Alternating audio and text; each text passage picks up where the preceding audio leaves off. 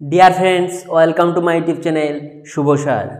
আজকে আমরা যে পঞ্চম অধ্যায় রয়েছে তোমাদের সেকেন্ড সেমিস্টারের কি অমাধ্যম অনুমান, আবর্তন রয়েছে, বিবর্তন রয়েছে, সমবিবর্তন রয়েছে, সেগুলো দেখবো একে একে।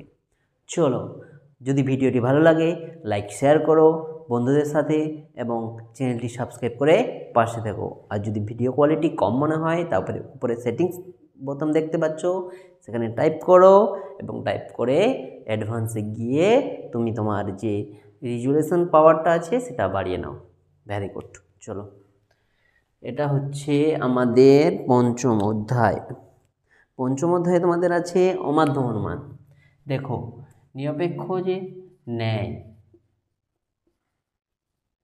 তাকে দুভাবে ভাগ করা হচ্ছে। একটা হচ্ছে মাধ্যম আর একটা হচ্ছে অমাধ্যম। এই যে অমাধ্যম অনুমান দেখছো, একে 9 ভাগে ভাগ করা হয়। তারই 3টা ভাগ: আবর্তন, বিবর্তন, সমবিবর্তন। আমি ডিটেলসে আলোচনা করবো। কাকে বলে আগে বলি। আর মাধ্যম যে অনুমান বা ন্যায়, আর এটা কি অমাধ্যম অনুমান, এগুলো কাকে বলে? নিরপেক্ষ বচন মানে কাকে বলে জানো? যেখানে কোনো শর্ত উপর নির্ভর করে না।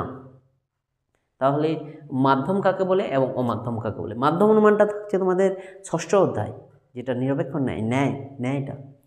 চলো সেটা পরে জানবো। আগে পঞ্চম অধ্যায় অমাধ্যম অনুমান জানি, মাধ্যমটাও এক্ষুনি সংজ্ঞাটা বলে দিচ্ছি। মাধ্যম অনুমান কাকে বলে এখানে লিখছি। যে অনুমানে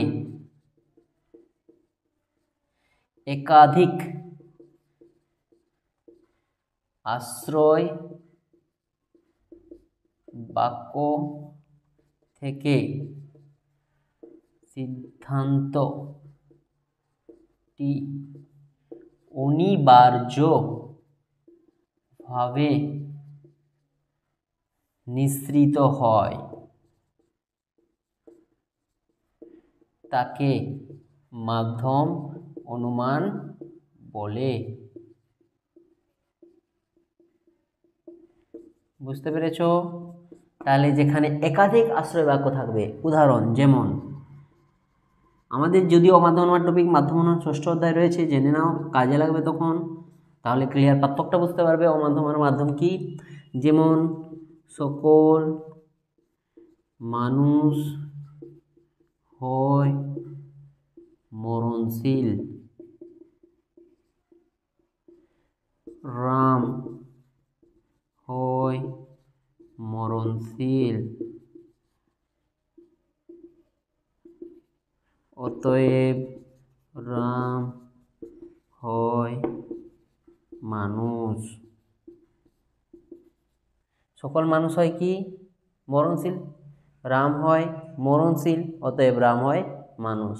এটা অবৈধ হয়ে যাবে, তাই আমরা মানুষটাকে ওপরে লিখছি। এটা অবৈধ হয়ে যাবে কারণ এটা বারবার হবে না, অব্যপ্য হেতু দোষ হয়ে যাবে। ওটা পরে জানবে যখন ষষ্ঠ অধ্যায় যাব।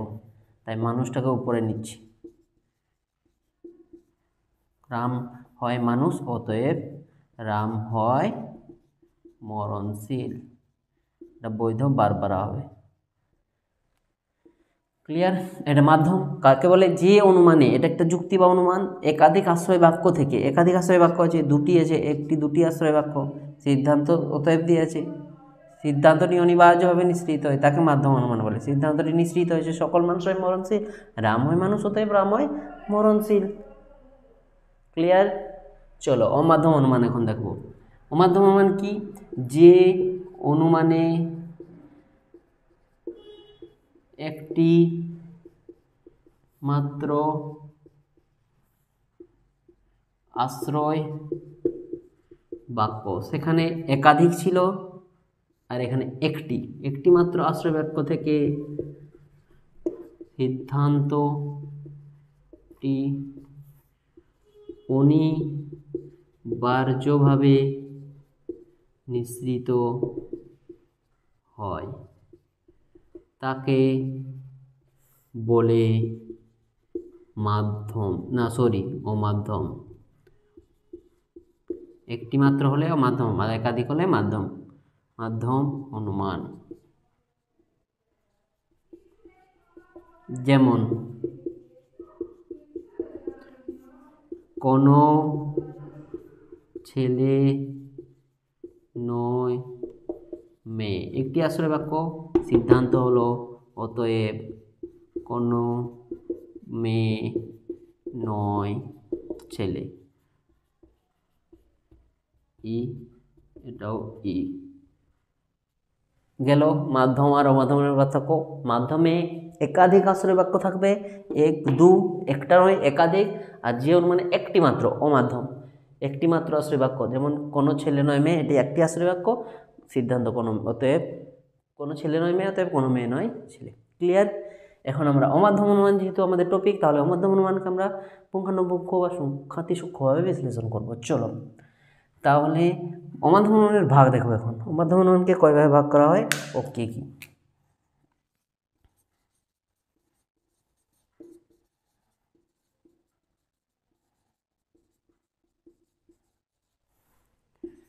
নয় ভাগে ভাগ করা হয়। ক ভাগে? 9 ভাগে ভাগ করা হয়। যথা, দেখো যথা কি থাকছে? 1 নম্বরে থাকছে আমাদের আবর্তন। 1 নম্বরে আমাদের টপিকই আছে আবর্তন। 1 নম্বরে থাকছে আবর্তন। 2 নম্বরে থাকছে বিবর্তন। 3 নম্বরে থাকছে সমবিবর্তন। 4 নম্বরে থাকছে অন্তরাবর্তন। 5 নম্বরে থাকছে তোমাদের আবর্তন, বিবর্তন, সমবিবর্তন, বিরোধ অনুমান।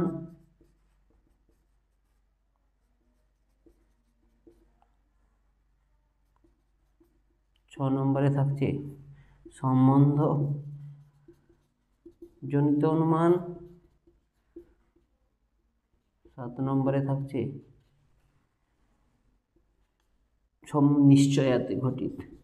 নিশ্চয়া ঘটিত। 8 নম্বরে থাকছে গুণযোগে